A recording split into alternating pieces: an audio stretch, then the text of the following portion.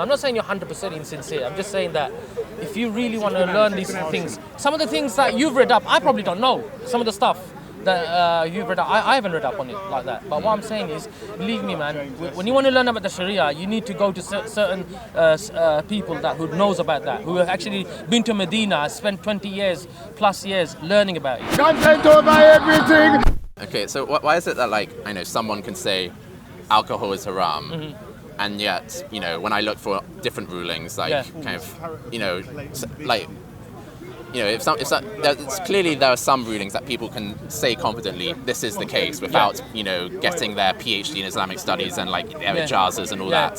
So what delineates whether someone can repeat what the position is about a ruling in fiqh, and what makes it sort of suddenly too complicated? You can't say things. You aren't doing the right methodology. Kind of, how do you cut between those? You know, certain issues like that. Why they say it like that is because what you're going to do is by asking these type of questions and something that we're not well versed in, we might by mistake spread shubuhat, like confusion. Do you understand? For other people who look into it, say like you said about alcohol. For example, if I, for example, there's some people who wants to smoke spliff, for example.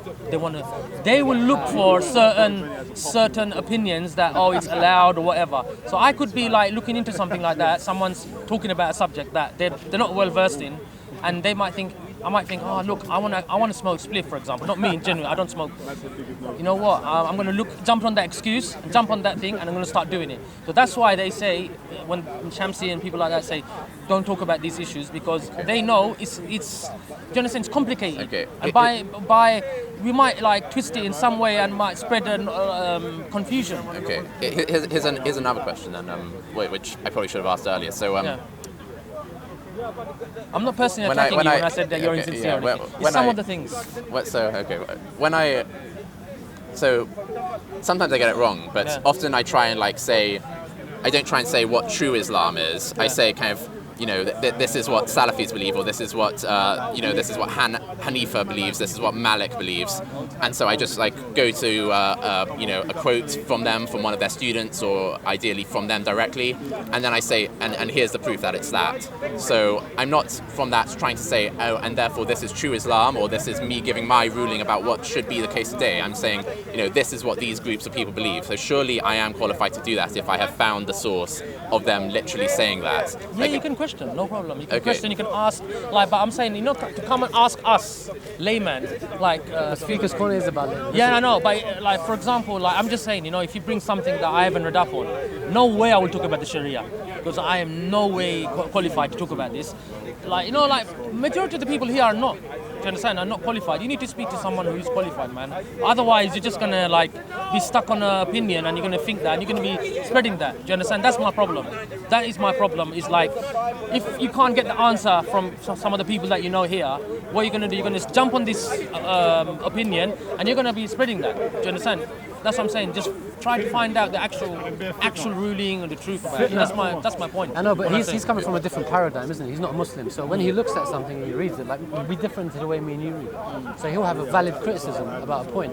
We have to discuss. We have to be open about it. Yes, I know, but we don't have all the answers. Do we? We don't. But the Speaker's Corner, bro. We're all chatting shit. Yeah. No. No one's chatting shit here. I'm just saying that some of the stuff he's coming out with, asking, is like, I'm telling you, 99% of the people here won't be able to. Yeah, but but it's someone like Adnan Rashid, could he answer it, you think? I don't know, maybe. Yeah. I'm sure people like that are qualified. So he's... No, I don't know if he's qualified. He's a historian. Ustad Adnan is a historian, though. He's an historian.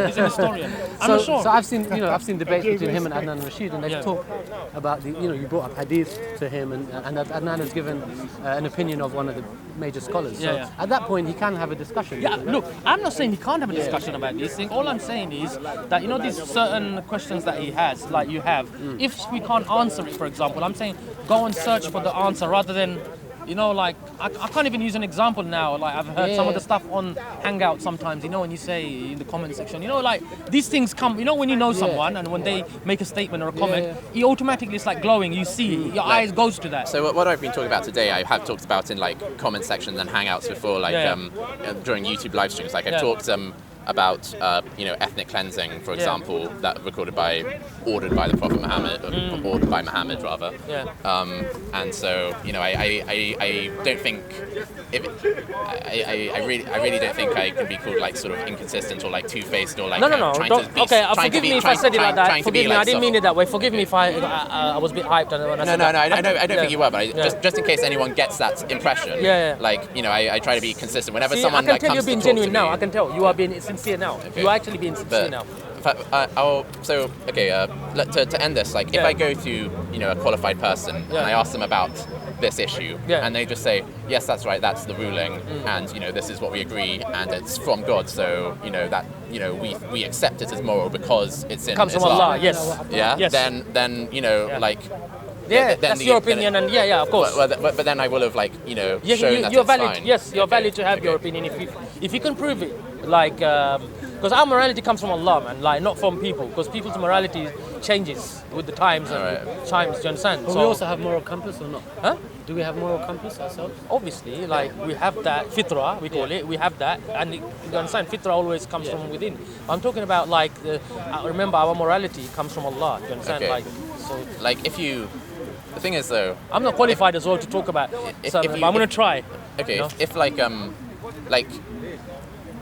you at the moment think that kind of murder is wrong, okay, and I started talking about this I know example it's wrong, before, but like so there isn't any kind of there isn't Muhammad didn't at any point in his life like kill a baby, for example. Okay, he never did that. No. But if like there find was something like that, yeah. if there was evidence from like reliable trustworthy chain of narrators that he did do that, would you suddenly say that killing a baby is okay because Muhammad did it? No. Okay, I'm good. going to look into that. I'm going to That's look great. into That's great. because I know for a fact, 100%, Allah and our Prophet will never say that killing a baby is like is okay. Okay, If but you're then gonna- that means that must mean that's your.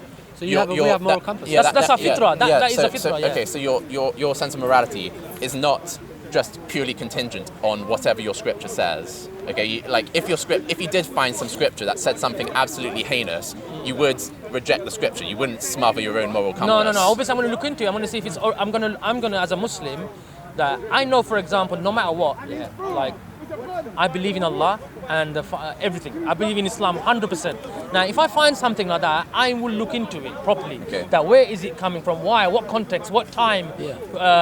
Why did that happen? Why was? Why? Do you understand why certain things happen? Hypothetically, if that did happen, you would still have your own moral compass. Yes, right? obviously. You would still be able to say no. I reject it. If someone says to me, I saw a piece of a book that said Sahih that killing babies is okay. You'd know it's wrong. Or automatically I will say no, sorry, I can't believe in that. Okay, so often Christians in the park, they brought the example of kind of Killing the the donkeys. 1 Samuel 15, the Amalekites, Yeah, kind of Amalekites. God saying kind of the Amalekites have angered me, wipe them out, every man, woman, child, baby, Yeah. and donkey. Yeah. Like so. If that was in the Quran. in the Quran, then Yeah. you'd stop being Muslim, basically. Yes. Okay, cool. But some things that are kind of bad, but not After that looking bad. into it, for example, for example, let me just say something. Yeah, if the donkeys had some sort of disease, and that bit was Okay. left out, and the people, things like that, and they Right. had to be taken out because of the punishment. Obviously, that's what I'm saying. I'm going to look into it Okay. hard before I leave. If I even think about leaving Islam or anything makes me question it, I'm going to be doing hardcore research. You understand? Okay, Like, there's sure. no way I'm going to Okay. Not So like this, Yeah, like, because bro, have you- I fear Allah the fire. I fear the hell. You know what I fear, James? Yeah, the grave. I fear my grave. I actually fear the day I'm gonna die. And that's that period I'm gonna be sleeping in there, waiting for the day of judgment. Bro, that alone is enough for me, man. Like the fear of Allah. You know, sometimes there's in Muslims in Islam, there's verses about paradise and the good things, and people say, why is it in the Quran Allah describes the hellfire punishment so strongly and like in detailed way? Explicitly. Yeah, I'm a sort of person. I need that. Because certain people talk about Jannah and paradise and their iman goes strong. The fear part of it makes my iman go strong. Do you understand? I need that. Certain people need certain type of way of like bringing them back to you know, like the truth and the haqq that we call it. Do you understand? So all of that fear, that Jahannam and all that, literally scares me, and it brings me back to grounded. Keeps me grounded. Keeps me grounded. You know. Yeah. Keeps me grounded. Okay. I had one more question, but I've forgotten it now. So let's kind of you know, it's been a kind of productive conversation so far. I think you should join one of our hangouts. Okay, great. Hopefully this week, just line your stuff up, because the stuff you're pulling out is like proper. Strongly worded. Yeah, like you're looking into like coming out with, you know, like I don't have a clue about some of the stuff you're coming out with. You're looking into, Jones. I'm not looking into that because I know, you know what? For example, I know, like, yes, you can say I've been conditioned, I've been brought up as a Muslim way. I say Alhamdulillah, man, I'm happy. Okay. But some of the stuff that you're looking into, you're Muslim and you're very strongly Muslim. Yeah. How much less strongly are you Salafi Muslim? Like how much, you know, you hold on to Islam this strongly. How strong do you hold on to Salafism? Say that again. So if you hold on to Islam like as tightly as possible, how tightly do you hold on to being a Salafi Muslim? Okay, now you know the Salaf, yeah? To me, the Salaf are the, you know, Tabi'in, Salaf Saleh, yeah? That's it, yeah? They're like the descendants of the companions, the true students. That's what I look. I don't look at them as like a sect or anything like that. I look at them as just students of knowledge. Okay. Do you understand? So where I can learn off. Do you understand? So that's how I look at it. I don't look at it as like these subsects in Islam. Yeah? Because look, our Prophet said 72 sects, out of the 72 sects, only one will go to paradise. Okay. So I try to be on that one and try my best to these, you know, certain groups. I'm from the Hanafi madhab, you know, the school of thought, Hanafi. Okay, cool. I've been brought up in that way, and I always say I'm Hanafi / Salaf. But Salaf is not. I don't look at it as like a school of thought. Well, like quite a few kind of Salafi Muslims. Yeah. I think one of their well agreed upon positions is that the four caliphs of the Rashidun Caliphate were rightly guided. Yes. Okay. So if I showed you that, you know, the four caliphs, some of them did things that were wrong, would you kind of still want to call yourself a Salaf? No, okay, let me explain something. I mean, a Salafi, sorry. Yeah. So when it comes to the Sahabas, yeah, for example, we know they're human beings. They make mistakes and stuff like that. So that's not gonna bend my in Islam. It's not gonna like divert me in any sort of way. Now, because Allah in the Quran said Allah has forgiven the Sahabas. You know, because what they did, the sacrifices they made for our deen,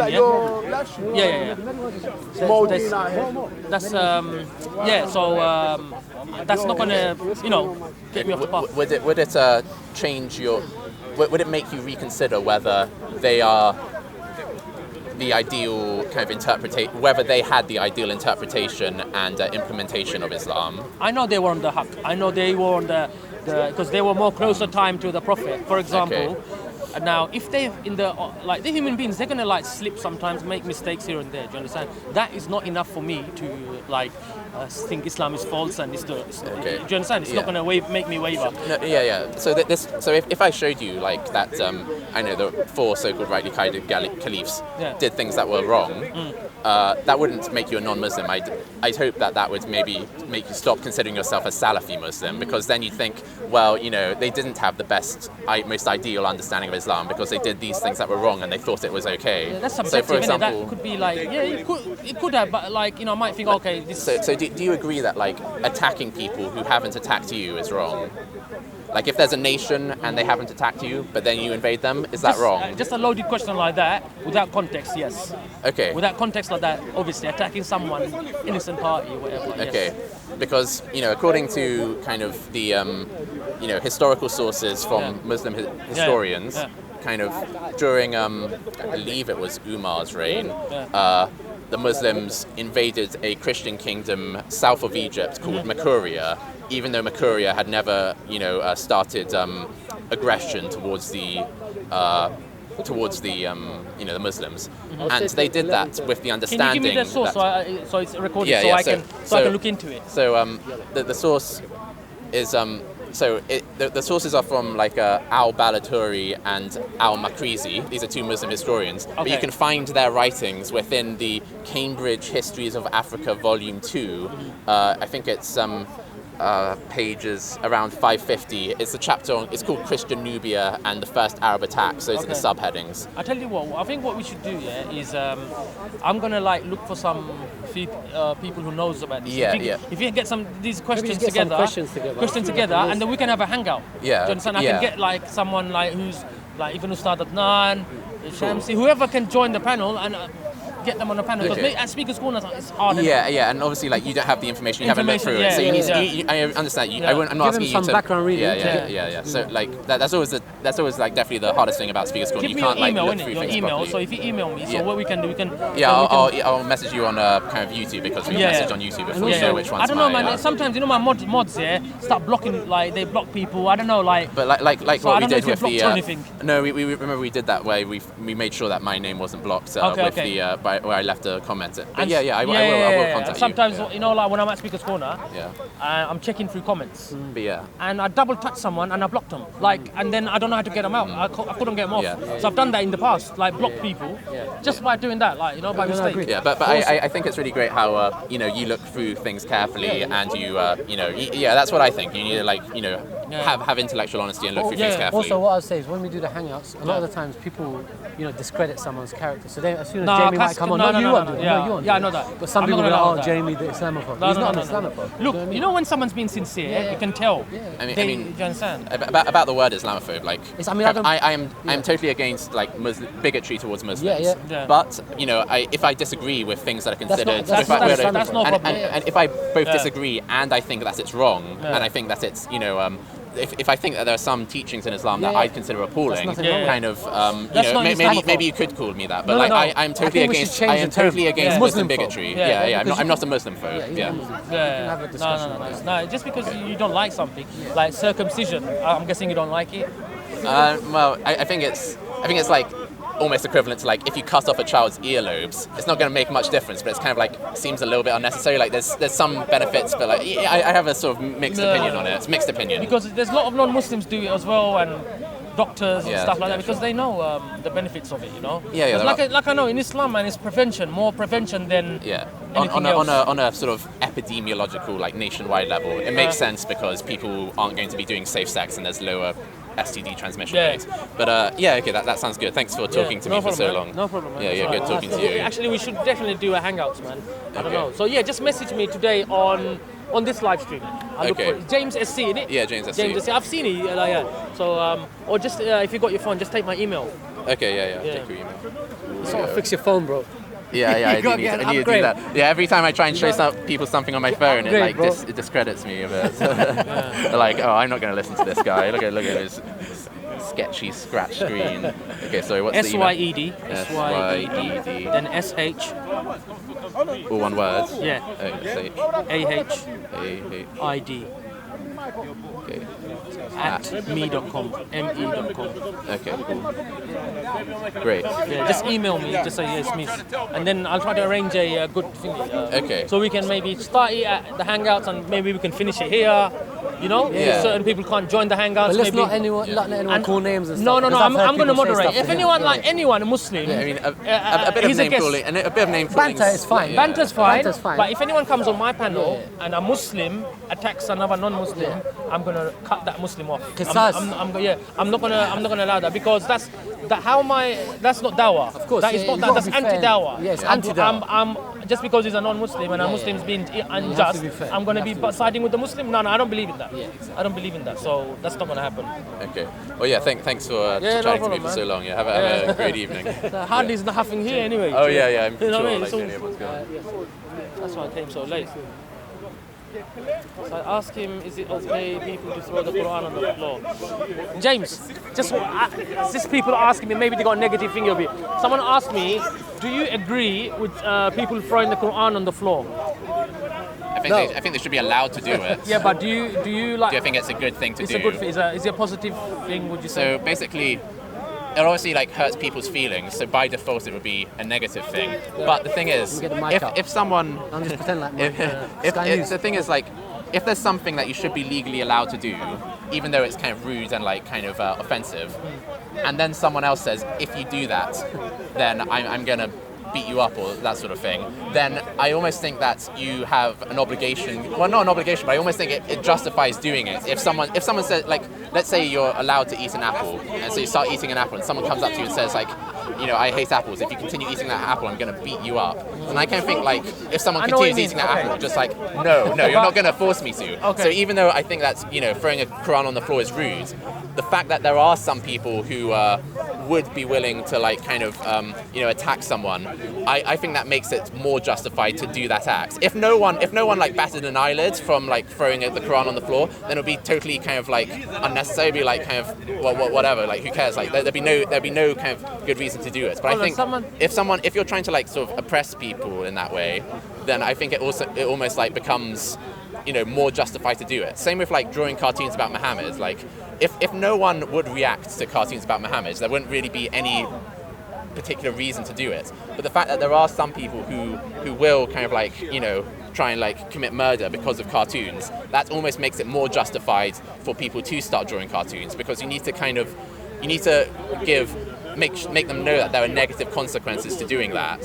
So, because if you kind of capitulate and appease and, like, say, okay, no, we won't draw any more cartoons, then that's sort of like rewarding them for the threat of violence. So you can't allow the threat of violence to be rewarded. That's the kind of principle. Okay. But without the threat of violence, then there's no kind of, like, you know, benefit. So I'd say it's a slight negative. I get what you're trying to say, but would you promote that, or would you think it's a good thing to do? Forget the violence bit. Yeah, I agree. Without the violence, I wouldn't kind of recommend people to Someone throw is the Quran asking, on the is floor. it okay to burn the English flag? It's okay to burn the English flag. Hold on, but like the same like slight kind of thing I said before, like, oh, it might offend some people's feelings. To be honest, like, it shows how kind of considerate I'm being, that I kind of, like, care less about, like, kind of the hurt feelings of the English flag than I'm showing more consideration to, like, throwing the Quran on the floor. I immediately said, like, yeah, sure, burn the English flag. That's okay. But because I know that kind of, like, so many Muslims think that the Quran is, like, this holy thing and you can't, like, kind of throw it on the floor, I've kind of, like, moderated myself. But that's just a funny thing, I guess. Yeah, I know. What it is, it's just that, like, it's like with free speech. You can say, like, free speech. We have free speech here, yeah. But what is free speech? It's because, look, we're not allowed to, like, say things like they say, oh, it'll incite hate or murder or something like that. So we don't have free speech. Free speech comes with responsibility. Yeah. So people need to, like, at least think about other people's feelings. I know people say, you know, I don't know, you might have different, like, don't care about other people's feelings about mocking and stuff like that. I don't know what you're... There's always a difference between, like, you know, what's a good thing to do and what should be kind of legally punished. So, like, you know, it's not a good thing to say to someone, like, you're fat, but, like, should they go to jail for it? I don't think so. So that's the kind of difference here, like, kind of... You need to be condemned, or, like, say, look, society doesn't, you know, anything, like, I would say, like, it's not good. It's going to bring some sort of division and problems. It's best to, you know... I don't know. I think there can be some benefit to spreading information that people might kind of find, like, people will have found it kind of, like, hurtful that I've said, like, that Muhammad did ethnic cleansing, but, you know, if it's, given that, you know, it's a fair comment, given, like, you know, I have, like, read this one here, yeah. The one that says, tell him why do people get angry when someone burns the poppy? You know, for the same reason that people get angry when you throw the Quran on the floor, basically. Yeah. Because personally, you know, when they draw cartoons and all these sort of things, yeah, you know, my point of view is, yeah, in my heart I will hate it, yeah. But I think, yeah, you know, Allah, if someone curses Allah and stuff like that, Allah's bigger than that. Allah is powerful enough to deal with it. Exactly. We shouldn't go out on the street and start in a non-Muslim country that, you know, in a Muslim country, eventually the law will do something. Like, then, you know, like, whatever, you know, that's an Islamic country. But I'm saying in a non-Muslim country, my thing is, if a non-Muslim wants to be, like, just to start a fight or a reaction, don't give him that reaction. Avoid it. If you ignore it, they're not going to do it no more. The Prophet and God don't need our defense. Yeah, Allah is powerful enough, and our Prophet, what did he say? Have sabr, have patience. You know, if someone says bad things to you, say kind things to them back. Do you understand? And what you guys have both kind of agreed upon about, like, you know, Allah is bigger than that, you know, if someone insults him, I think the same can be true of any, like, strong justified ideology. So, like, kind of, if like, say kind of, like, there's mathematics and someone comes up and says, you know, kind of 2 plus pi, 2 is 6. pi is equal to 4, 2 plus 2 is equal to 6. Yeah. We shouldn't like outlaw that because we can clearly show that it's wrong. And like, you know, a strong idea can fend off kind of a bunch of assailments by weak ideas. Yeah. So I don't think it's necessary to have blasphemy laws. I think kind of if you have a strong idea, then it should stand up by itself, and like kind of you should be able, you know, if you have like a free competition between two ideas and like one people are saying kind of like, you know, this ideology is wrong and other people are saying this ideology is right, then you know, you shouldn't need to kind of have the law protect it from criticism. Yeah. So I think it's kind of like, you know, to me it makes it look bad that in kind of traditional, or in some interpretations of traditional Sharia law, you know, it's illegal to proselytize other faiths, or it's illegal to kind of like to commit blasphemy. So I think if it's a strong ideology like kind of physics or maths or something else, then you wouldn't like, need it. Mocking and joking in Islam is kind of not allowed, like mocking and stuff, because I personally think, you know, this free speech, absolute free speech, things, you know what these things, it's like opening a can of worms, yeah? Like, look, you know, like online trolling. Some people like have committed suicide because they can't take, you know, like some of these trolls. So I think it has a lot of negative connotations. You know, that's why you should have a limit. But can I play devil's advocate and flip it around? Yeah. So when you can open up a can of worms also when you restrict free speech, right? Yeah. Because there are the risk one is the one you've referred to, is that you insult people. People can commit suicide and go nuts over comments. The other bigger tensions risk can rise between groups of people. Exactly. The other risk is that people start restricting what me and you can say. So today it will be what he says. Tomorrow it will be what I say. I know, if you Tomorrow start it'll be what restricting, next- I know you could say you can't spread Islam, for example. Yeah, exactly. I understand that. You can't spread the Tawheed of Allah, you know. We have to be consistent. So I understand that, but I'm saying like there should be, like there is, you know, even though in the UK, we have free speech, I know there is a restriction. You can get done for certain things. Violence, so there is. But you know what happens is people walk a fine line and try to push it. And that's where the problems come in. I mean, I don't want to kind of ambush you because, like you've said, you kind of aren't an expert in like traditional Sharia law. But I mean, it is the case that, like, you know, in the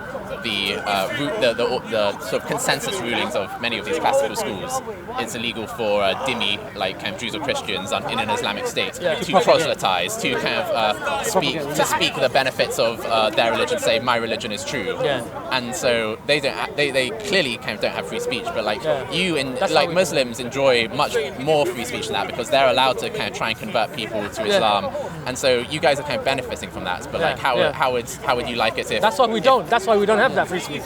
That's why in Islamic Islamic country, our free speech is restricted. Do you understand? You might not like that, but like, you know, I mean, I know you see the benefit of you having it, but you wouldn't extend it to other people.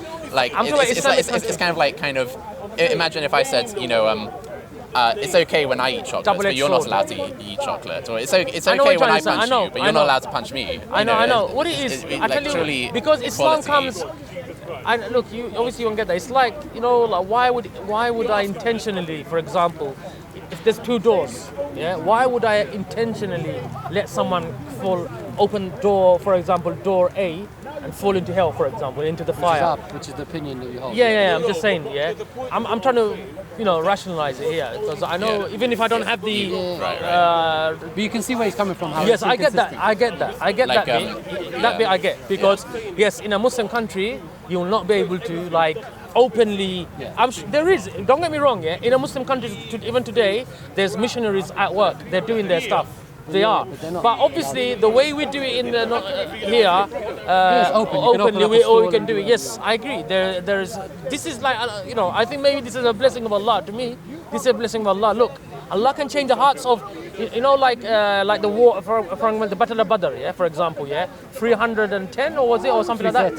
330, V1000 or whatever. See, if Allah changes that leader's hearts, for example, that's it, done. Do you understand? So I'm saying, like, I personally, I don't know. It's a blessing of Allah. It's for us. For me, it's a blessing of Allah. But what you said, like, if what we're trying to do is prevent people from burning in hell forever, you can justify a large degree of things. You can. It does make. If we assume that it is true that kind of I'm going to burn forever, like if I die as a non-Muslim and I've I've heard the message of Islam, then like, you know, what you're saying kind of can be justified. It's like kind of you're trying to save people, but you know, Maybe- from my investigation, it seems that like you know that assumption isn't true. Like Remember, very what strongly. it is, if the message hasn't reached you, for example, I'm sure you know that. Yes. Even though, for example, you've heard it here, and maybe, for example, our delivery was wrong, our behavior was wrong, the way the dawah was given to you. For example, maybe someone is giving you dawah, and you've seen, like, say, 7-8 Muslims, or 20 plus Muslims acting in a horrible way, non-Islamic way, and you thought, you know what, look at this, I don't want to be in that. So on the day of judgment, Allah's going to give you a trial, man. Do you understand? If that message hasn't reached you sincerely, Allah won't just throw you in hell just like that. Oh, Shamsi, for example, gave you the message. That's it. You've got the message. It's not like that.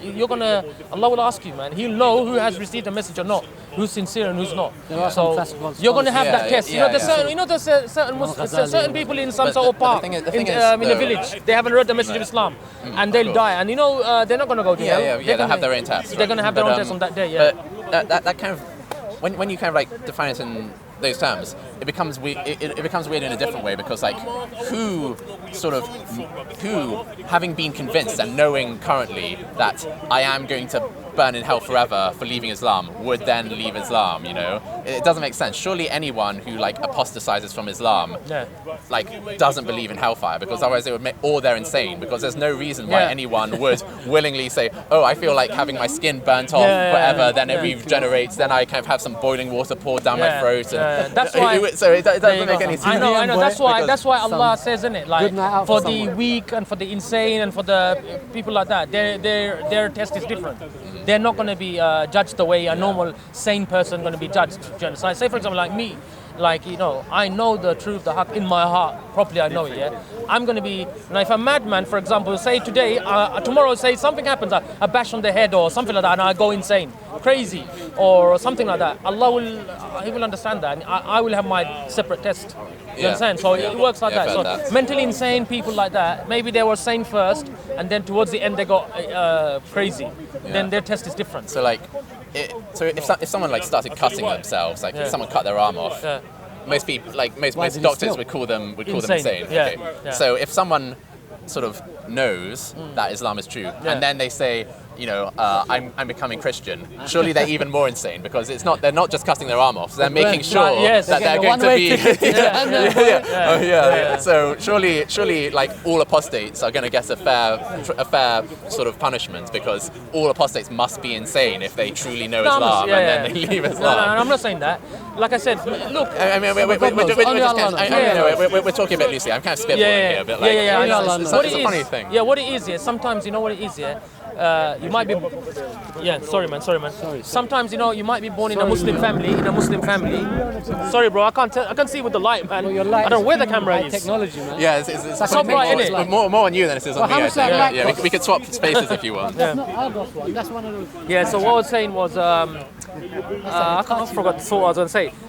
If he was born in a Muslim family, but for example, I didn't learn Islam. I could be born in a Muslim family, but I didn't really study Islam properly. Yeah. I was just conditioned and then I see other Muslims behaving in a bad way or certain things that could, for example, a lot of people leave Islam because of that. You know, like they haven't really studied Islam. All we do, you know, when I grow up, I just learned how to read the Quran in Arabic, but not the meaning of it. Just learn how to read the Arabic, and that was it. I didn't actually learn other things. Now. Can I? Sorry to interrupt, but like, do you think that kind of glorification of sort of Arabic recitation is a good thing, or do you think it? Like, do you think it's kind of a bad thing that you learnt all these sounds, but you didn't really know what they were meaning at the time? Of course it's bad. Of course it's bad. Now, like my nephews and all that, they're learning how to read the Quran, and they're learning how to the meaning of it. They're learning more things. Now, if I had that opportunity, it would have been more different. Now, the people who left Islam, I guarantee you, these people haven't really learned Islam in that way. Now, those who did learn the truth, know the truth, then for them, you know, it's Allah. It's between Allah and Him.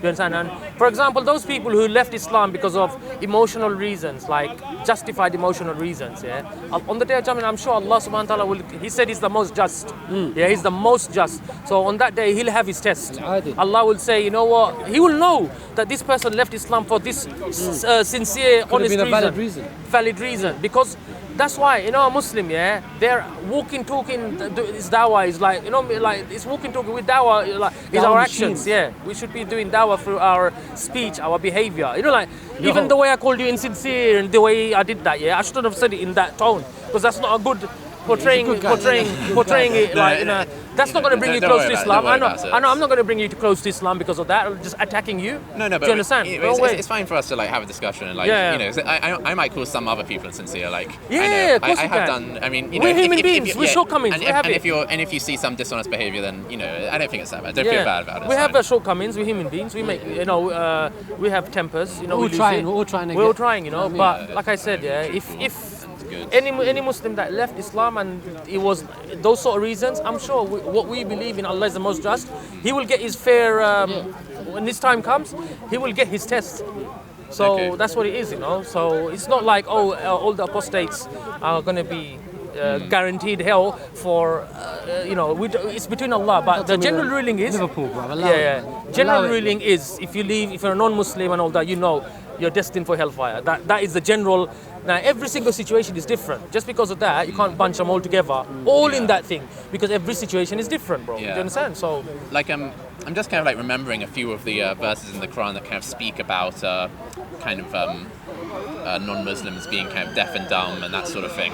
And it would be interesting, like maybe another time, if I kind of went and like read back on those a bit more carefully and see whether that gelled with kind of your sort of quite restricted definition of who is a real kind of kafir. Because someone yeah, I know what you're because well, I don't have it like fully formed at the moment, but I mean like you have like a quite a narrow definition of kafir, like kind of only those people who really sort of know that Islam is true and then also say but it's not true even though they know it's true, rather than people who kind of sort of, you know, were told sort of quite a lot about Islam but still kind of didn't believe us or that sort of thing. Only Allah knows what's in their hearts. Only Allah knows. That's it. That's the thing, yeah. Only Allah knows what's in his heart. Now, if he's got other agendas and all that, then he will be punished, bro. But if he was like unsure himself, but he was like so emotionally, like something happened to him, the hatred's built in him so much, he's gonna go on the attack. That's like, you understand? So every situation is different. You can't just, but you know when Islam says it, hellfire, non-Muslim, if you don't believe in Allah, it's just like a general ruling. But every situation is different. You can't like put everyone in the same thing. You know, so that's what people do. Oh, I'm a non-Muslim, I'm gonna go to hellfire, so I don't want this religion. To me, when people say that, just by ignoring, for example, you know, without oxygen, we're gonna die, So if I ignore it or anything, okay, for example, the hellfire, I know, to me, if I ignore myself that hellfire doesn't exist, is that reality gonna change for me? I know still in my heart, hellfire is gonna be there, and if I do certain things, I'm gonna go there. Do you understand? By me ignoring it and then doing these bad things, haram things, it's not gonna like stop the actual outcome happening to me, you know. So do you understand? But some people think if I ignore it and all that, so that's another insane type of thing. Do you understand? I think insanity. Some of those people kind of like think, you know, this kind of behaviour of sending people to hellfire sounds unjust, and so if this religion claims that the God is the most just, then you know that's a contradiction. I know what they say. I don't believe in that religion. But it's an oxymoron, though, isn't it? Well, the thing is, like, because if you're most just, you're gonna have to punish those who deserve to be punished. Yeah, but the thing is, why is it that, you know, not believing in God or not acknowledging God, who is there, is considered kind of more evil and more deserving of punishment, infinitely more deserving of punishment than, like, I know, being a murderer, child rapist, that sort of thing. Because, you know, in certain schools of understanding, I might hazard saying the orthodox traditional, certainly the Salafi, I think, understanding, is that kind of non-Muslim, like real people who really qualify as kafir, they will burn in hell forever, whereas any Muslim, even if they've like done any sort of sin, they will eventually see heaven. So like why would, like, I know, a real kafir who like hasn't done any other crime be considered like infinitely more evil, infinitely more deserving of punishment than the most despicable I'm going to give Muslim you a simple answer. in the Do you world. know what the simple thing is? Okay, let me just give you a straightforward answer. Now, this is from a Muslim point of view. I'm giving this answer. Allah is the king. He's the God. He said this is the rules. That's it. He said it's my creation, my creation. I said I want my creation to follow this. I'll give you free will or whatever. We can go into all of that. He's the boss. He said this is the way he is. So what else can you do? I know, But that's a bit despotic though. Like imagine if he I'm had talking about said, my understanding. I'm giving you I think my understanding is I'm not giving But Islam. what if our understanding is wrong and Allah's more just than we understand him to be? Then there you go. That's why you always say alimul ghaib. Like we don't know what's going to happen then. You know, in the Quran, it's basically we're in a test. We believe this is a test, yeah. So it's going to have a general ruling. A general ruling is if you disbelieve in Allah, you're destined for the hellfire. Yeah. Now, like there you go. Then the other thing comes in. Every situation is different. Every specific your reasoning could be something different. you need to be a little bit careful there because then you might disqualify yourself on one of the the six tenets of faith because if you don't believe in the angels, the judgment day, the hellfire, those things take you out the fold of Sunni Islam. Which so I do. If you like kind of think, oh well, maybe it's not like it says in the scripture, then if you do that too much, then no. I know what I'm saying. Basically, I believe in all of that 100%. Yeah. Now, what I'm saying is. Because I'm giving you my understanding, my layman terms of understanding is like when people say, how comes if a non-Muslim has done good all his life and he helped the poor, this and that, but only thing he didn't believe in Allah, he didn't say La ilaha illallah. So Allah said to us in hadiths, I think, that everything in this earth and everything in it, compared to La ilaha illallah, believing in Allah and the Prophet Muhammad, is nothing. That La ilaha illallah is worth more than everything inside the whole universe and in it. That's now. You can see why he'd have problems. Yeah, I get that. I get that. But listen, but one thing you need to understand. I know I'm not talking through comments. I'm talking about Allah saying, look, Allah's the boss. He's the king. This is the way it goes. This is the for gravity. Allah said when you drop something, it's going to fall on the ground. This is his design. This is the way it is. For example, I'm just giving you like a tough. This is Allah's rules. Yeah. You have to believe in it. End of story. Like you can't do nothing about it because if there's like a strong man, for example, in a fight, I'm not going to beat him. He's going to beat me. And tough luck. Do you understand? But we have different levels of conviction, right? So we both agree that if I drop a coin, it's going to hit the ground. We can put our lives on it, right? Yeah. But we have conviction in the sense that our understanding of Islam could be wrong. Right. The people that we follow could be wrong. Yeah, do you know what I mean? So we're sure that we're going to die. We're sure that if we drop something, it's going to hit the floor. But we may be sure that the people we follow are correct, but our conviction is lower there. You see what I mean? So we could be wrong. We could have a misunderstanding of Allah. Of course that could happen because, like I said, who are we? Who am I? You should be worried about yourself. Forget worry about next man. I'm worried about myself avoiding hellfire. Exactly. So I don't have time to think about next man, about is next man going to hellfire or not. Now Allah has made it clear. General rulings is if you do this, this is the outcome. If you do this, this is the outcome. But every situation is specific. Like with James, like I said, maybe he received the message, but the delivery wasn't good. So that could be like, since he could have a sincere reasoning. Tomorrow James could be Muslim and Amir al-Mu'mineen. There you go. Some people have said that before. Look, man, the worst. That's why what they say. I'm sure there's a hadith. I can't remember that.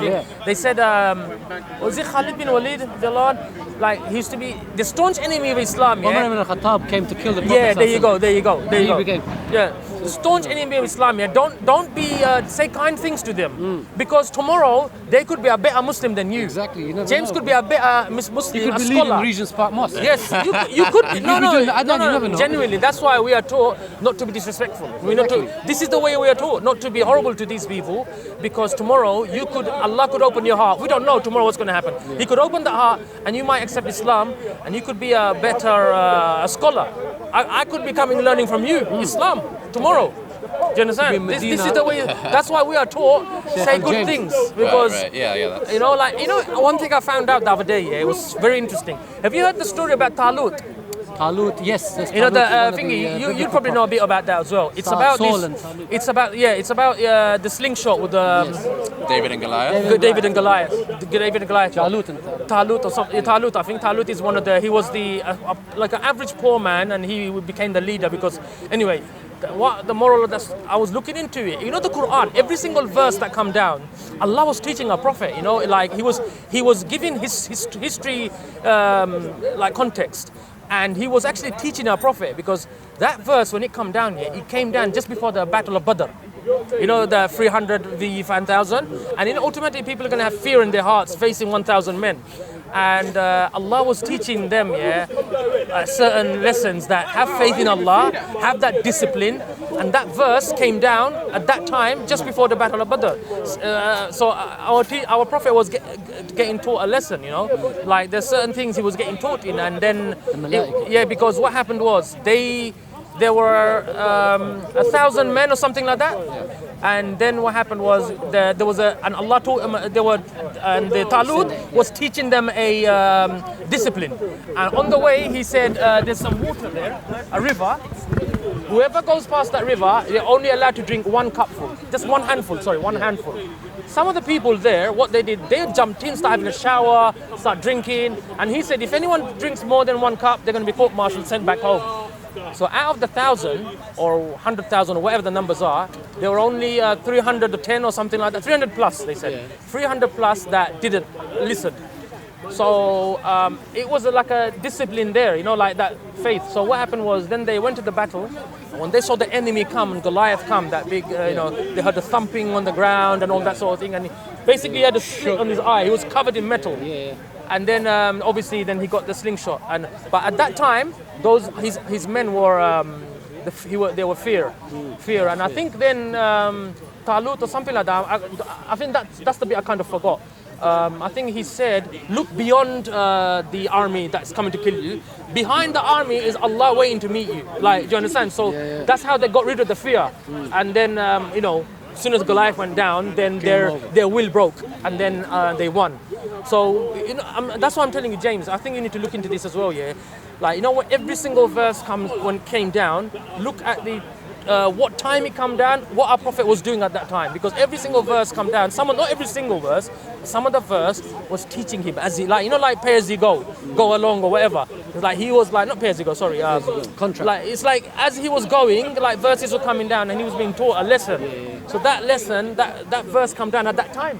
And I was thinking to myself, wow, look at the wisdom of Allah. He was teaching our Prophet that but Battle of Badr is about to happen. This is what happened in the past. So people saying it, learn from history. You know, so that's what I'm saying. You know, when the Quranic verses come down, there's a lot of wisdom that we human beings, we're still figuring it out. We're still figuring it out. This just came to me the other day. You know, I was looking into it, and I thought, wow, man, just that thing made my iman grow even more stronger. Made me, you know, as a Muslim, you know, when I see certain things regarding my religion, it makes my iman go stronger than weak. When I see, like, I'm telling you, man. When you say kind of we're still figuring things out about the Quran, kind of, do you feel like a kind of a slight conflict there between holding the opinion that the first 3 generations of Muslims had the ideal understanding and implementation of Islam? Because, you know, if, you know, certain people would say kind of, you know, why listen to scholars today when we could listen to these people who Allah thinks is so great? According to these Sahih Hadiths, we should look at their understanding. We shouldn't look at, you know, these people today still trying to interpret and figure things out. They're part of the, you know, people of Bid'ah. They're part of the one of the 72 sects that won't make it. So when you say, do you think that people are still figuring things out, or do you think that kind of, you know, the understanding of, you know, the Rashidun Caliphate is the best? We don't need to go any further than that. No. We've been given our deen. Our deen's complete. Okay, obviously. The more people, the closest to our Prophet's time, they're going to be following the real Islam, for example. And the more time goes, it's going to be a little bit watered down, so to say. It's a wrong term. I can't think of a term. But I know, like, the times are going to be different. Certain times, like, for example, we have the internet. Maybe during that time, some people say, oh, you shouldn't watch TV is haram, or internet's haram, and this sort of thing. Facebook then. But No there you go. They didn't. So now we can use these tools. I'm on the opinion of we can use these tools for good. Yes. Why use these tools for anything bad? Negative, Do you understand? So I'm on the opinion of that. Like, you can use these tools for good. Now, obviously, like, this sort of innovation is different. You can. I'm not any innovation towards, like, changing our deen. That's wrong. I am not on that. Anything like any new technology will come out, and we can adjust our, you know, help our society. Right. That's okay. You know, people say Islam is against innovation and all that. You know, these words, these terminologies. Bid'ah. Yeah, and all this sort of thing. They just, you know, it's using it in the wrong way. It's not, yeah. So that's very reasonable. Yeah, so I don't know. I'm on the terms. Yeah, technology is good. I'm not saying no, it's technology is not good. I didn't mean. I meant I know what you mean, in terms of interpreting the Quran itself. Yeah, because we get our main source, everything from the Quran and the times of the Tabi'ins and all that. So yes, I agree, because they're more closer to our Prophet. So who's going to know more? Can you imagine living during his time? Oh wow! It could also be wrong. Some people were wrong, isn't it? They're all human beings. So, yes, you know, we don't talk about the mistakes really. Why do you want to talk about mistakes of people? You know, and Allah has said, "I have forgiven the Ansar and the the Sahabas basically." And so that's it. Whatever they did, anything they did. Allah said it's forget. That's final, bro. Like Allah just said it. It's done. I know we can get into. Are you from a? No. Okay. I'm just saying, like, you know, like I said, the certain knowledge I don't really have. I can't really get into. There was also a bit of a kind of not even anything to do with Sunni and Shia, but there was a bit of a scandal about Khalid ibn Walid, how during the Ridda Wars. Kind of people were like kind of starting to kind of like not pay their zakat, and so he went to one group of people who initially kind of sort of were thinking maybe we shouldn't pay the zakat, but then when they saw the army coming, they're like, oh no, you know, go to your houses, we'll pay the zakat. But then like kind of they went to the leader of that, Khalid ibn Walid went to the leader of that tribe and said and like said something like kind of you know what's going on here, and then the guy said something like. Oh, your master said. Oh, yeah. So it was like Khalid ibn Walid said to him like something like, "What's going on here? My master said that you needed to sort of do something," referring to Abu Bakr. And then kind of what's his name? This tribal leader said, "Oh, your master said so and so," like in a bit of a mocking way. And then Khalid ibn Walid like chopped his head off. Was he scorned? Was Khalid ibn Walid scorned when he went back to Abu Bakr? Yeah. So there was kind of a decision about should we kind of reprimand him? Like should we kind of punish him? Should we like do qisas on this?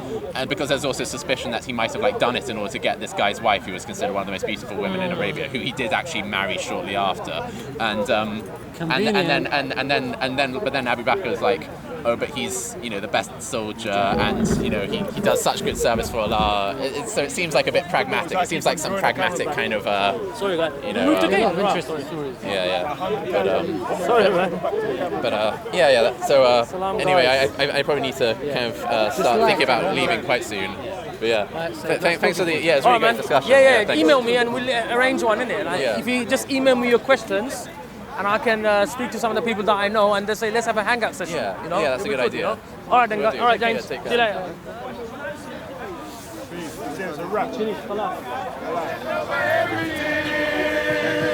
Come take over everything from your melody. Come, man, say it straight. Man, don't listen to BBC. Man, don't listen to ITV. Listen. Sorry? He's a Muslim. No. Okay.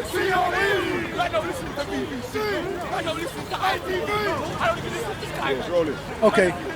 Basically, I'm here at Speaker's Corner because I believe, through my research on YouTube, that by this time next year, 2019, America will be attacked